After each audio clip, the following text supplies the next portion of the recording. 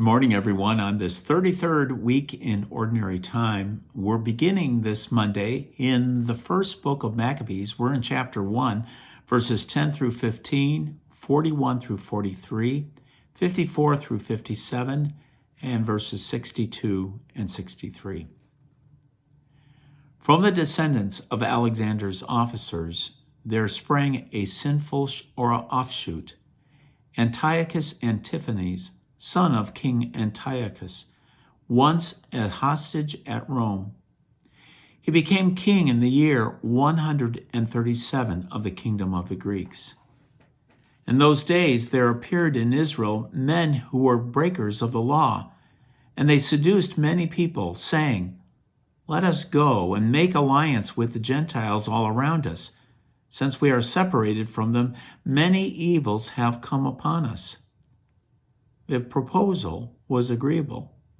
Some from among the people promptly went to the king, and he authorized them to introduce the way of living of the Gentiles. Thereupon they built a gymnasium in Jerusalem according to the Gentile custom. They covered over the mark of their circumcision and abandoned the holy covenant. They allied themselves with the Gentiles and sold themselves to wrongdoing. Then the king wrote to his whole kingdom that all should be one people, each abandoning his particular customs. All the Gentiles conformed to the command of the king, and many children of Israel were in favor of his religion. They sacrificed to idols and profaned the Sabbath. On the 15th day of the month of Chislev, in the year of 145, the king erected horrible abomination upon the altar of burnt offerings, and in the surrounding cities of Judah they built pagan altars. They also burned incense at the doors of the houses and in the streets. Any scrolls of the law which they found, they tore up and burnt. Whoever was found with a scroll of the covenant and whoever observed the law was condemned to death by royal decree. But many in Israel were determined and resolved in their hearts not to eat anything unclean. They preferred to die rather than to be defiled with unclean food or to profane the holy covenant. And they did die. Terrible affliction was upon Israel. The word of the Lord. Thanks be to God. Well, we begin this book of Maccabees, this important book, which is kind of a transition before we get to the New Testament, and especially some of the background of what constitutes the New Testament. It's found in these areas. And so we see the Greek government that had taken over. Alexander the Great had conquered the area, and he died, and then he has predecessors that take over.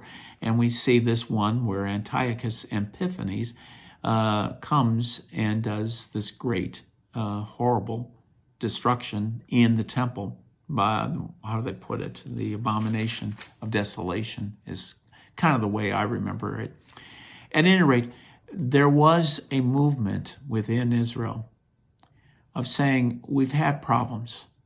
Perhaps the best way to handle this is to handle it by just going along with the main flow.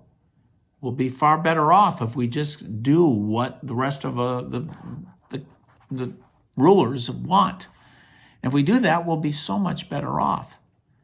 So they do away with everything that had to do with the covenant that God had given to them, specifically to them, to be that light unto the nations. Instead, they took it away.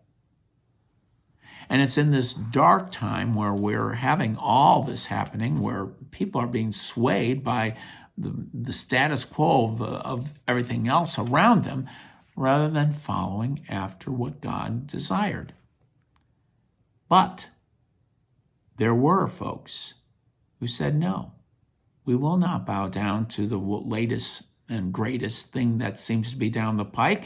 No, we're not going to do that. We're going to follow what God wants us to do and stay firm in it. So they rather die and to defile and be defiled in it. And so we introduce this chapter with terrible affliction was upon Israel.